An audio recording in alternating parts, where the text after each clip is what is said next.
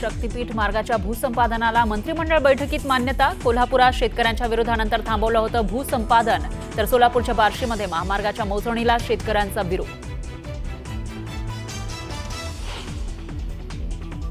शक्तीपीठ महामार्गाबाबत कॅबिनेटमध्ये नाराजी नाट्य। शक्तीपीठ महामार्गाला शेतकऱ्यांचा होणारा विरोध लक्षात घेता मंत्री प्रकाश आबिटकर आणि हसन मुश्रीफ यांनी व्यक्त केली कॅबिनेटमध्ये नाराजी। सरकारमध्ये मोठ्या पदावर असलेल्या व्यक्तींनी सहकारी संस्थांच्या निवडणुका लढवू नये, नाव न घेता शरद पवारांनी टोचले अजित पवारांचे कान।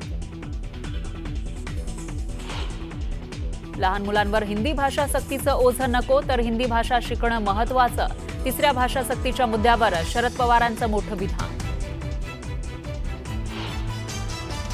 विद्यार्थ्यांना 4थी पर्यंत फक्त मातृभाषा शिकवायला हवी, अन्य भाषा लादणं अन्यायकारक। डॉक्टर तारा भवाळकर यांचं मोठं विधान।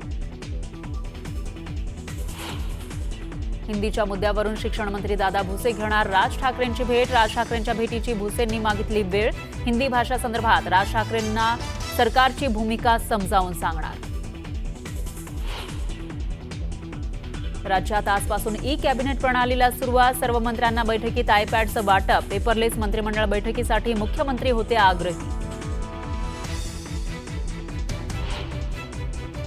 वादग्रस्त वक्तव्याबाबत अखेर अबू आझमींनी मागितली माफी। कोणाच्याही धार्मिक भावना दुखावण्याचा हेतू नव्हता, तर वक्तव्याचा विपर्यास केल्याचं आझमींचं ट्विट। केंद्रीय निवडणूक आयोगाचं राहुल गांधींना निमंत्रण। महाराष्ट्र विधानसभा निवडणुकीवर चर्चेसाठी निमंत्रण। निवडणूक आयोगानं राहुल गांधींचे आरोप फेटाळले। बीडमधील सरपंच संतोष देशमुख हत्या प्रकरणामध्ये पुढील सुनावणी 7 जुलैला होणार। काही तासातच इराणकडून शस्त्रसंधीचं उल्लंघन। इस्रायलच्या एअरबेसवर मिसाईल हल्ले, तर आपण हल्ले केले नसल्याचा इराणचा दावा।